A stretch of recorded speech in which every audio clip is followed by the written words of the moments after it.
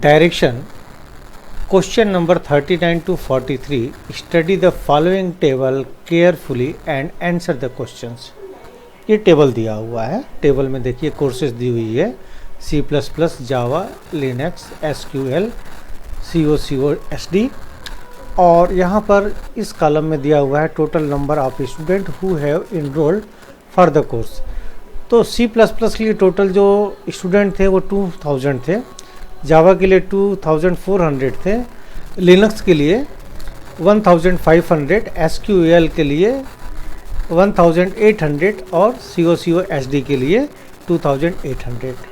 अब ये जो 2000 हैं C++ के, इसमें डिफरेंट कॉलेज हैं QPQRS।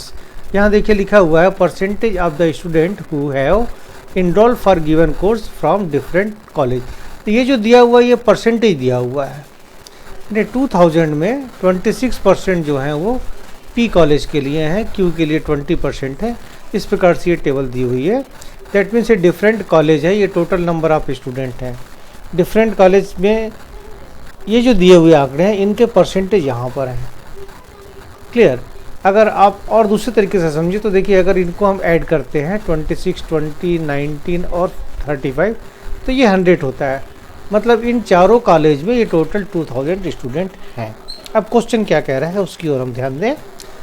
What is the difference between the total number of students who have enrolled for course on C++ and SQL together from college S and the total number of students who have enrolled for the same courses together from college R? C++ और SQL के लिए तो C++ ये है और SQL ए है। दो college में कंपेयर करना है, डिफरेंस हमें बताना है कॉलेज S और कॉलेज R में। तो कॉलेज R और कॉलेज S ये है, ठीक है। तो C++ के लिए ये यहाँ 19% है और S के लिए 35% है। सेम SQL के लिए R है 28% और S है 16%। तो इससे हम नंबर ऑफ स्टूडेंट निकालेंगे अलग अलग और फिर लास्ट में हम टोटल उनके बीच का जो डिफरेंस है वो निकालेंगे। तो देखिए कैसे। सबसे पहले हम लिखने जा रहे हैं कि number of student for C++ from college S। C++ college S में जो है 35% है। तो 35% का किसका? 2000 का। इसलिए हम यहाँ लिखेंगे 2000 इंटू 35% का मतलब 35 डिवाइडेड बाई 100। तो यहाँ हमने लिखा 35 डिवाइडेड बाई 100।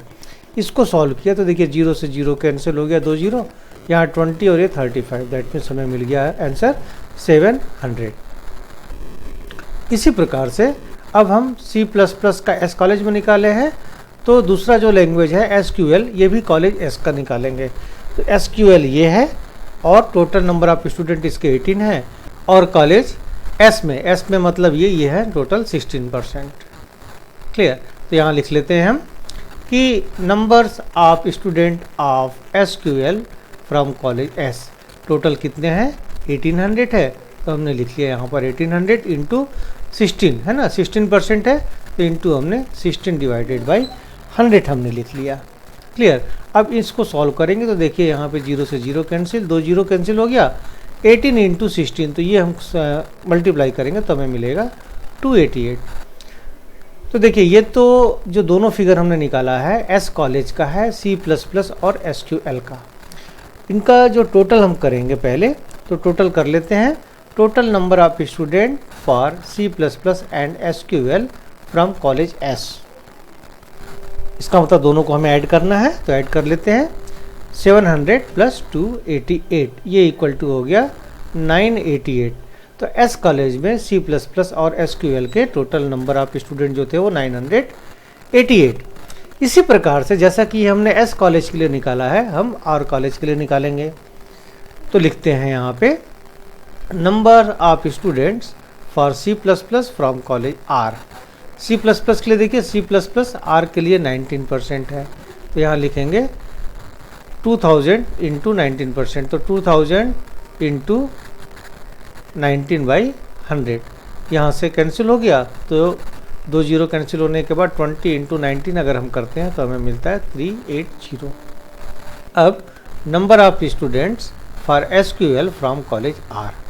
अब कॉलेज R के लिए देखिए R है और SQL यहाँ पर यानी कि 28% है और टोटल नंबर ऑफ स्टूडेंट जो है वो यहाँ 1800 है। तो लिखेंगे 1800 इंटू 28%, दैट मीन्स 28/100। यहाँ से 20 से कैंसिल हो गया। यहाँ पर 18 इंटू अगर हम 28 करते हैं तो हमें मिलता है 504। अब टोटल नंबर ऑफ स्टूडेंट जोड़ते हैं जो कॉलेज आर के लिए C++ और SQL के स्टूडेंट कितने थे। तो total number of student for C++ and SQL from college are, दोनों को ऐड करते हैं, इक्वल टू 380 + 504। तो ये हो गया 884। अब देखिए ये जो है कॉलेज आर के लिए total number of student C++ और SQL के लिए हुआ 884 और एस कॉलेज के लिए हुए हैं 988। तो इनके बीच का डिफरेंस निकालना है। तो कॉलेज एस में ज़्यादा है और कॉलेज आर में कम है। तो लिख लेते हैं यहाँ पे required difference is equal to 988 में से हम माइनस करने जा रहे हैं 884। तो हमें मिलेगा जो रिजल्ट वो है 104। तो ये स्टूडेंट का डिफरेंस था यहाँ पे।